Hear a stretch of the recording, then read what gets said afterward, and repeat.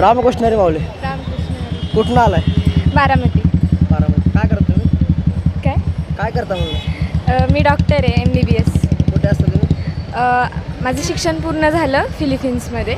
आता शिक्षण पूर्ण करून इकडे आलेली आहे आणि माझी इच्छा होती एकदा तरी वारी करावी म्हणून. कसा अनुभव वारीचा? खूप मस्त. काय असं सांगाल? आजकाल युवक युवती आपल्याला दिसत नाही वारीमध्ये, तरुणांचा सहभाग एवढा जाणवत दिसत नाही. त्यांना काय सांगाल तुम्ही डॉक्टर म्हणून, एक तरुण म्हणून?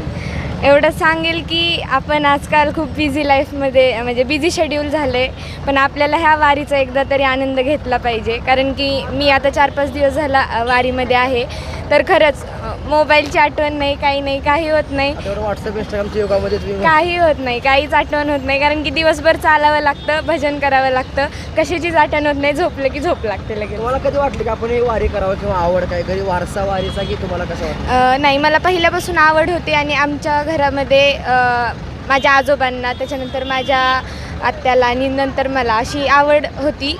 प्रत्येक पिढीमध्ये एक एक आहेत की ज्यांना आवड आहे आणि मला पण पहिल्यापासून आवड होती. तरुणांना काय सल्ला द्याल तुम्ही? मी त्यांना एकच सल्ला देईल की आजकालच्या युगामध्ये लोक असं विचार करतात की म्हणजे तरुण की आपल्याला जमणार नाही वारी करायला, खूप लांब आहे. पण काही नाही, एकदा जर सुरुवात केली तर आपण करू शकतो आणि एकदा तरी करायला हवी.